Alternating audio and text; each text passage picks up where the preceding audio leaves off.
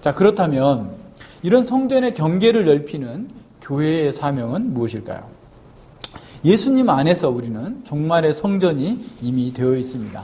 그리스도께서 다시 오심으로써 마침내 그 성전의 경계선이 온 세상으로 확장될 때까지 우리는 계속해서 그런 성전을 넓혀 나아가는 그런 일들을 해야 될 사명을 갖게 된 거예요. 이것은 바울이 에베소서 2장 20절로 22절에서 말씀한 것입니다.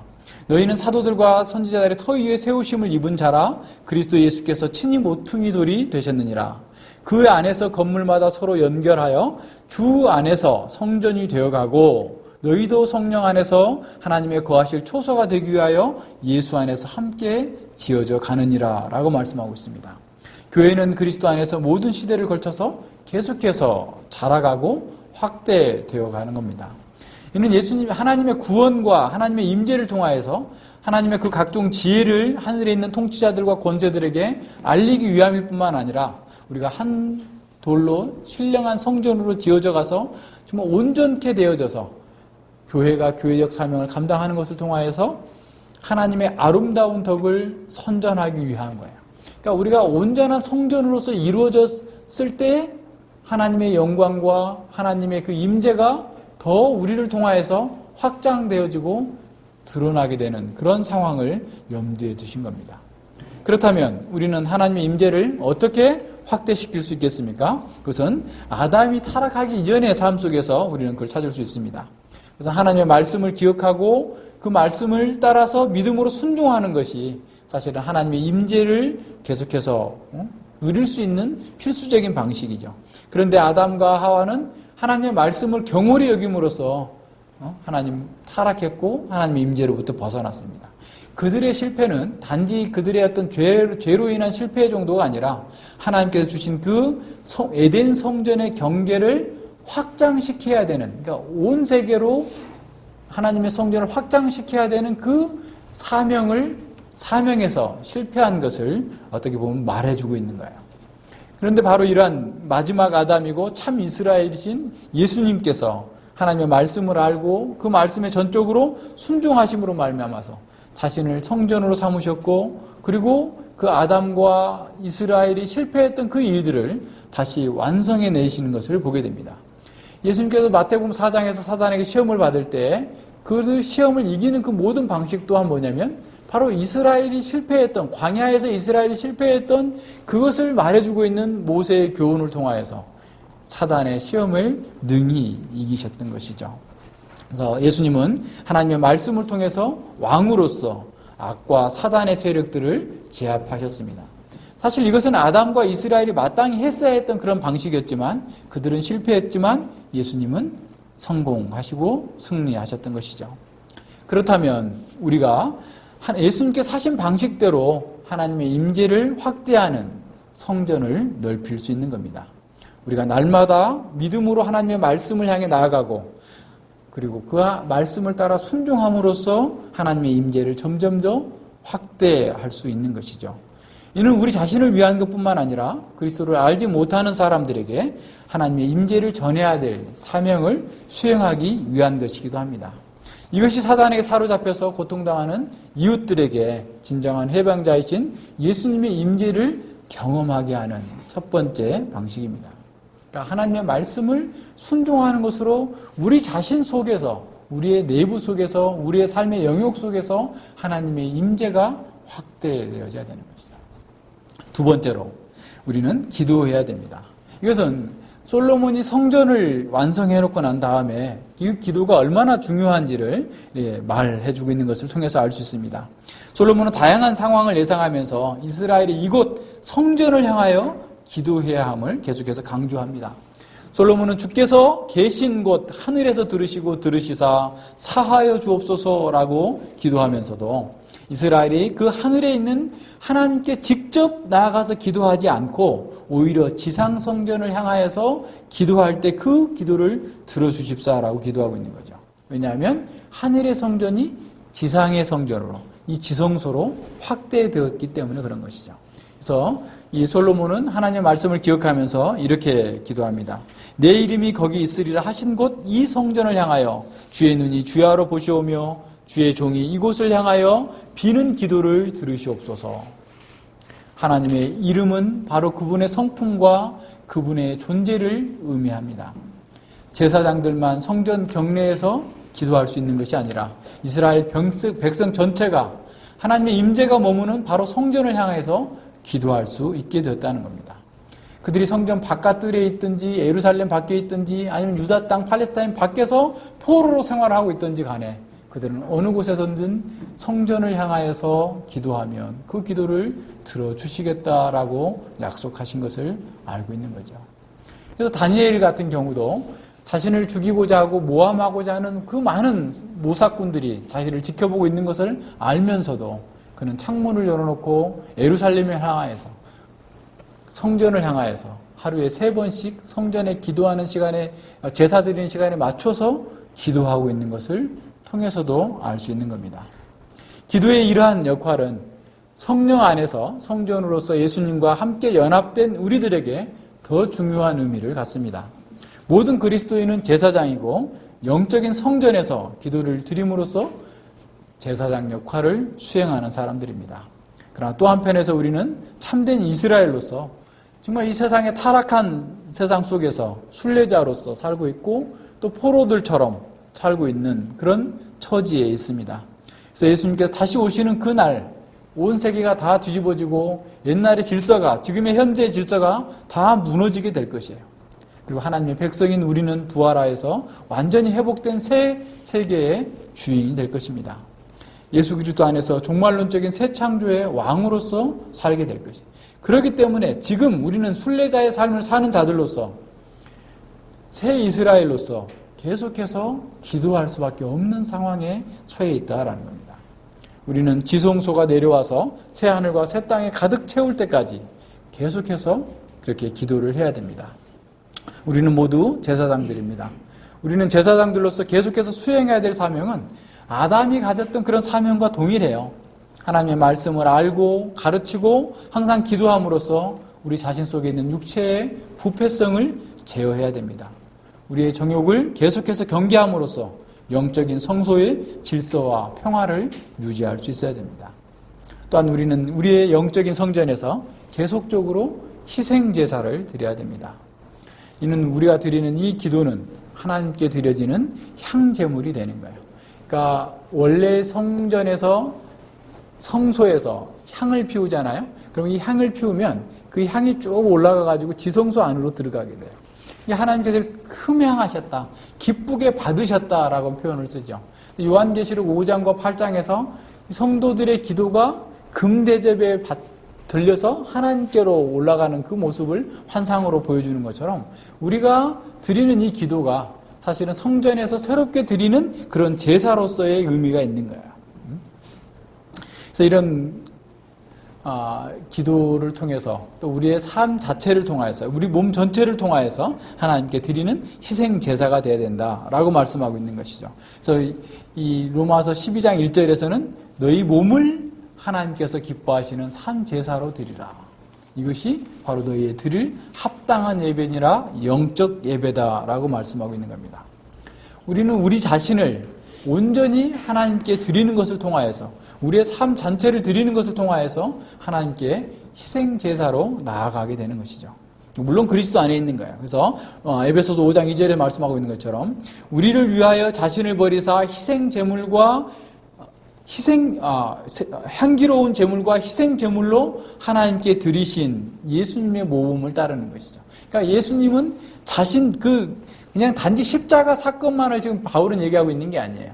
십자가 사건에서만 드렸던 것이 아니라 예수님의 삶 전체가 하나님 보시기에 향기로운 제물과 희생 제물로서 자신을 드린 것처럼 너희의 삶 전체가 바로 이렇게 모든 삶 속에서 향기로운 제물이 되고 희생 제물로서 하나님께 바쳐진 삶을 살아야 된다라고 하는 것을 우리에게 보여주고 있는 것이죠.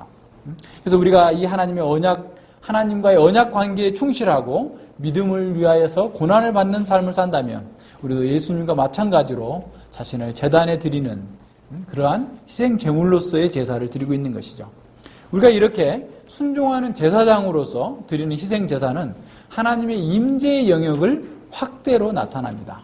그래서 다른 사람들에게 우리를 통해서 하나님의 임재를 경험하게 하고 그들도 거룩한 성전이 될 수 있는 기회가 우리의 삶을 통하여서 제공되는 것이죠. 우리는 하나님과 불신 세계 사이에 중재자로서 봉사하는 그런 제사장입니다. 그래서 불신자들이 우리의 증거를 받아들인다면 그들은 하나님의 임재 안으로 들어갈 뿐만 아니라 그들 또한 자신이 중재자로서 다른 사람들을 위한 제사장이 될 수 있는 길이 열려 있는 것이죠. 우리가 제사장으로서 하나님의 임재 속에서 계속해서 성장해야 될 이유가 바로 이런 겁니다. 하나님의 임재가 우리 속에서 확대되도록 우리가 헌신하고 우리가 여러 가지 고난마저도 감수한다면 우리는 충성된 제사장이라고 하는 그러한 칭찬을, 평가를 받게 될 것입니다. 하나님은 바로 우리의 이런 희생을 통하여서 불신자들로 하여금 교회의 증거를 받아들이게 하고 하나님의 임재를 경험할 수 있도록 만들어주는 거예요. 요한계시록 11장에 나타나는 두 증인은 바로 교회를 상징하고 있어요. 이 교회는 바로 이러한 사역을 감당해야 된다라는 사실을 보여줍니다. 이 두 증인은 반역하는 세상에 복음을 전하기 위하여서 희생과 고통을 감수하고 심지어는 순교를 당하는 상황까지 당함으로써 오히려 자신을 희생 제물로 드리고 있음을 보게 되는 거죠. 그리스도의 길을 따르고 있음을 보여주는 겁니다. 바울은 바로 이 희생 제물이 된다라는 말을 할 때마다 예외 없이 이방인들에게 복음을 전하는 그 일을, 그 사역을 얘기합니다. 바울은 로마서 15장 16절에서 이렇게 말씀하시죠. 이 은혜는 곧 나로 이방인을 위하여 그리스도 예수의 일꾼이 되어 하나님의 복음의 제사장 직무를 하게 하사 이방인을 제물로 드리는 그것이 성령 안에서 거룩하게 되어 받으심직하게 하려 합니다. 라고 말씀하고 있어요. 이방인들에게 복음을 전하는 것은 자기가 이 복음의 제사장 직무를 통하여서 이방인들을 제물로 드릴 수 있는, 그들이 하나님께 바쳐지도록 만드는 그러한 제사장 사역을 말하고 있다는 겁니다. 또한 바울은 자신과 그 자신의 동역자들이 이런 복음 사역을 하는 것을 하나님께 올려드리는 그런 향기와 같다라고 말씀하고 있는 것이죠. 그러니까 정말 달콤한 향기요 구원받은 일 중에 하나님께로 이끄는, 그러니까 이게 본문을 좀 보면은 좀 더 분명한데요. 고린도후서 2장을 한번 봅시다. 고린도후서 2장 12절과 17절을 보시죠.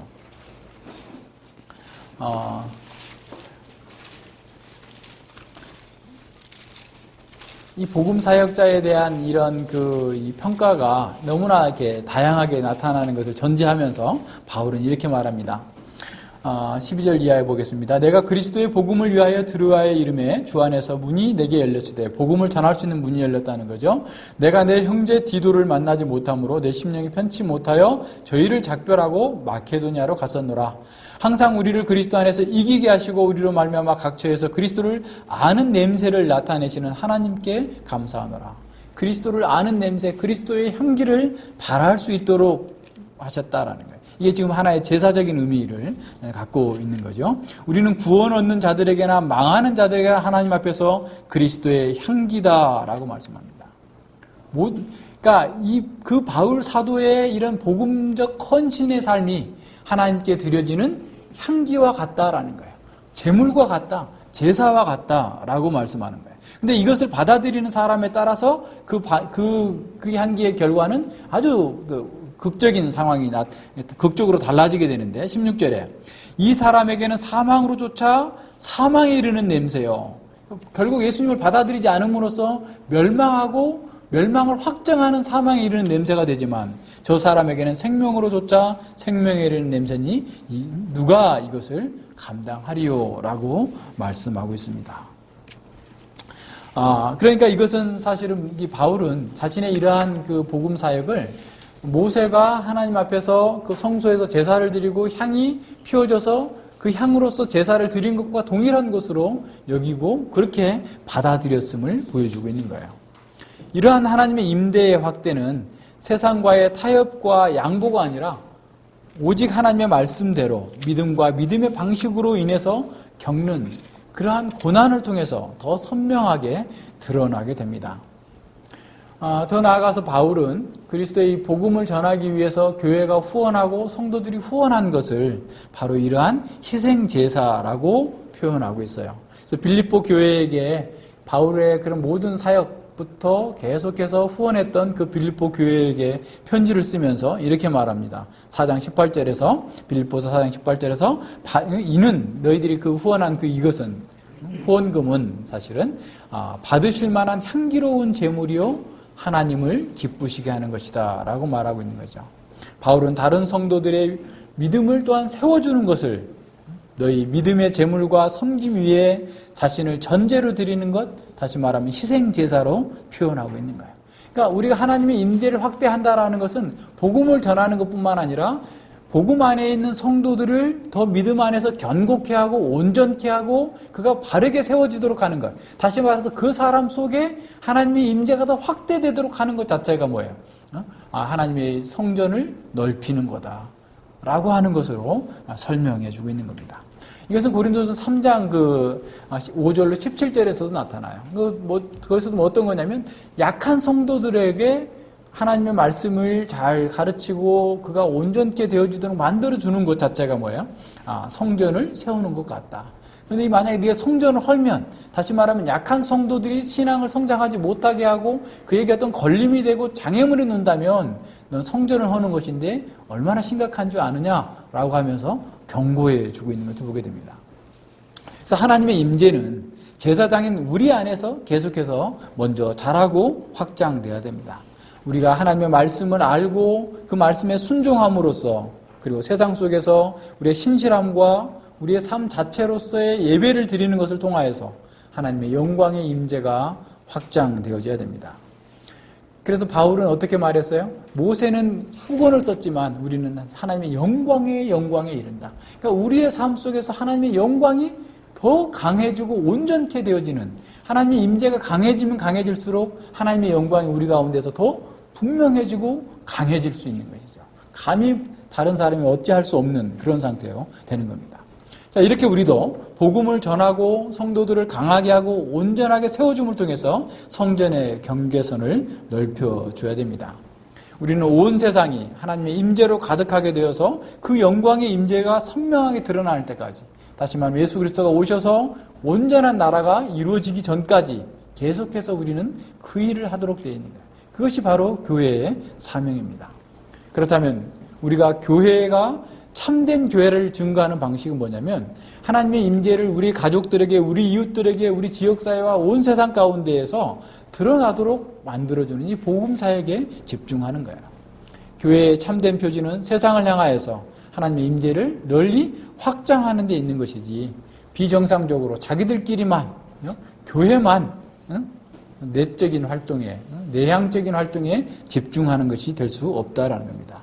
따라서 우리는 예수님이 다시 오실 때까지, 그래서 완전한 성전이 이루어질 때까지 계속해서 이 사명을, 성전을 넓히는 이 사명을 각성하고 계속해서 그 사명을 수행하기 위해서 우리 내부적으로 계속해서 하나님의 임재가 넓혀지도록 하고, 우리 주변에 있는 사람들 속에 이런 하나님의 임재가, 하나님의 영광이 넓혀지도록 하기 위해서 희생 제물과 같은 그러한 삶을 살아야 된다라는 사실을 깊이 인식해야 되겠습니다. 기도합니다.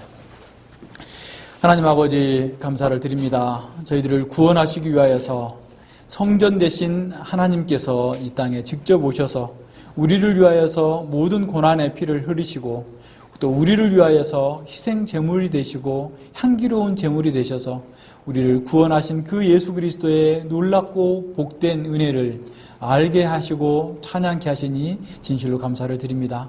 우리가 이제 예수님 안에서 우리도 또한 하나님의 영광의 임재를 담보하는 성전이 되었사오니, 아버지여, 저희들이 우리 안에서 하나님의 영광이 더욱더 확장되어질 수 있도록 인도하여 주시고, 우리의 또한 섬김과 우리의 제사를 통하여서, 우리의 예배를 통하여서 하나님의 영광이 온 세상까지 흘러넘치도록 우리에게 주어진 이 막중한 사명들을 잘 감당할 수 있기 위하여서 우리가 준비되어지고 온전케 되어지기를 원합니다.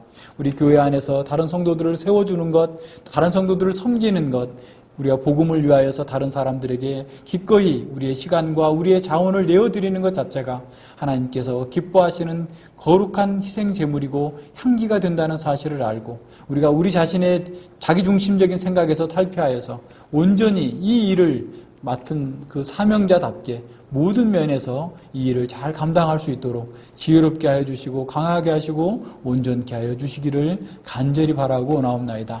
이 시대에 많은 교회들이 이 사명을 잃고 오히려 자기중심적이고 내향적인 사역에 더 많이 몰두하고 있는 반면에 저희들은 더욱더 하나님의 말씀 가운데에서 하나님의 뜻을 이루기 위한 이 거룩한 사명들을 이루기 위하여서 기꺼이 우리 자신을 하나님께 내어드리는 온전하고 복된 삶을 살아갈 수 있도록 함께하여 주시옵소서.